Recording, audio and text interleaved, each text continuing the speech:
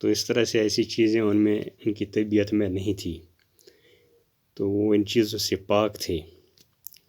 ہمارے شاعروں میں تو تالا عیب ہی نہیں رہی بلکہ شیوا ہو گئی ہے۔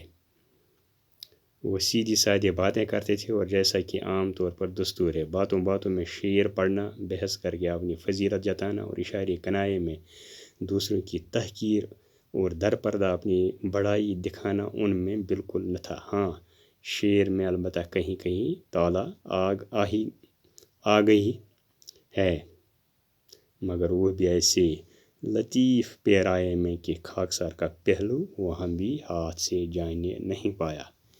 مثلاً تو شعر کہا ہے حالی نے، مال ہے نایاب پر گاہک ہیں اس سے بے خبر، شہر میں کھولی ہے حالی نے دکان سب سے الگ۔ تو یہ جو ہمارے جو شاعر ہیں ان میں اپنی بڑائی وہ بیان کرتے ہیں، تالا اسی کو کہتے ہیں۔ یہاں لفظ تالا عیب استعمال ہوا ہے، عبدالحق نے اس کا استعمال کیا ہے۔ تالا عیب کا مطلب ہے اپنی بڑائی بیان کرنا۔ جو شاعر لوگ ہیں وہ ان کا شیوا بن گیا، ان کی عادت بن گئی ہے کہ وہ اپنی بڑائی اپنی اشعار میں یا اپنی اس کسی تحریر میں اپنے آپ کو بڑا پیش کرنے کی کوشش کرتے ہیں، بیان کرتے ہیں۔ لیکن حال ہی میں ایسی چیز نہیں ہے، وہ سیدھی سادی باتیں کرتے تھے جو عام طور پر اس کا دستور تھا، اس کا پیشہ تھا، اس کا شیوا تھا۔ وہ باتوں باتوں میں شعر پڑھنا، بحث کر کے اپنی فضیلت جتانا، وہ اس میں نہیں پایا جاتا تھا، یہ چیزیں اس میں نہیں تھی۔ لیکن یہاں کے جو دیگر شعراء ہیں وہ یا مصنفین ہیں، ان میں یہ چیزیں پائی جاتی ہیں، وہ اپنی فضیلت جتاتے ہیں اپنی تحریر میں، اپنے اشعار میں، تو وہ چیزیں وہ دکھاتے ہیں اشاروں میں، کنایوں میں، دوسروں کی تحقیر کرتے ہیں، در پردہ تحقیر یعنی ان کی حقارت کرتے ہیں، ان کو حقیر سمجھتے ہیں اور اپنا بڑا پن دکھاتے ہیں۔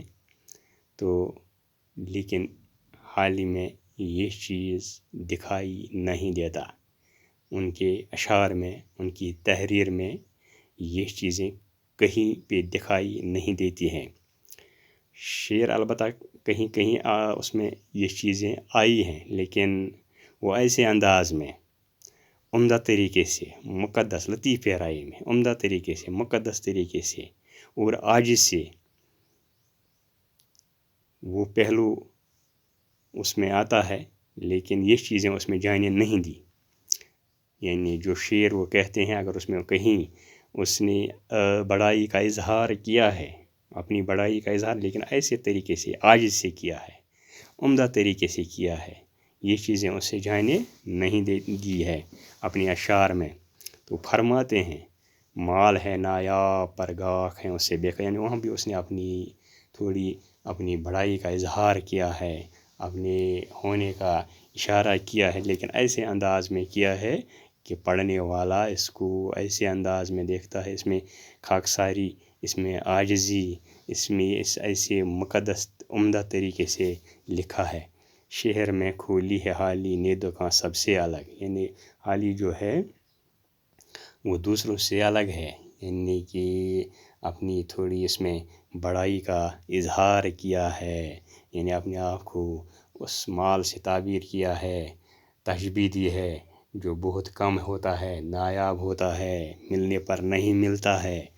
تو یہی، لیکن جاننے والے جو ہوتے ہیں وہ بے خبر ہوتے ہیں، وہ کم لوگ ہوتے ہیں، تو اپنے آپ کو ایسا ہی اس نے تصور کیا ہے کہ لوگ مجھے جانتے نہیں ہیں، مجھ سے وہ بے خبر ہیں۔ تو یہ چیز انہوں نے یہاں ایسے طریقے میں پیش کی ہے کہ اس میں ایسا بڑا پن دیکھنے کو نہیں ملتا ہے۔ پیارے بچوں، جو عبدالحق ہیں آگے لکھتے ہیں، ان کا ذوق شعر اعلیٰ درجے کا تھا، جیسا کہ حیات سعدی، یادگار غالب اور مقدمہ شعر و شاعری سے ظاہر ہے، لیکن وہ خواہ مخواہ اس کی نمائش نہیں کرنا چاہتے تھے۔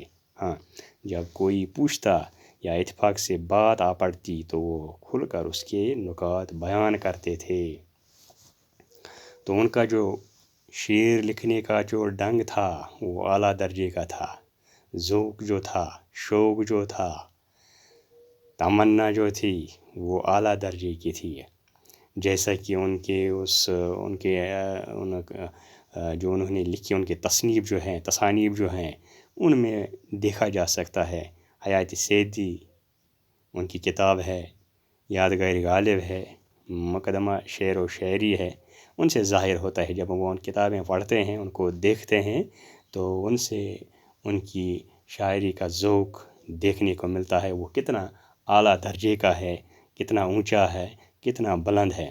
تو انہی سے یہ ظاہر ہوتا ہے، ان چیزوں کا پتہ چلتا ہے، لیکن وہ ان کی نمائش کرنا نہیں چاہتے ہیں، فضول میں، خواہ مخواہ میں ان چیزوں کی نمائش نہیں کرنا چاہتے تھے۔ تو جب کوئی پوچھتا یا اتفاق سے بات آ پڑتی، بات میں اس سے لوگ پوچھتے، تو وہ کھل کر اس کے نکات بیان کرتے ہیں، اس سے لکھنے کی وجہ بتاتے تھے۔ تو انہی چیزوں سے یہ چیز ظاہر ہوتی ہے۔ تو بچوں، آج کا جو سبق ہے وہ اتنا ہے، کل ہم دیکھیں گے اس سے آگے، تو کل پڑھیں گے۔ تب تک کے لیے اجازت، سلامت رہے، خدا حافظ۔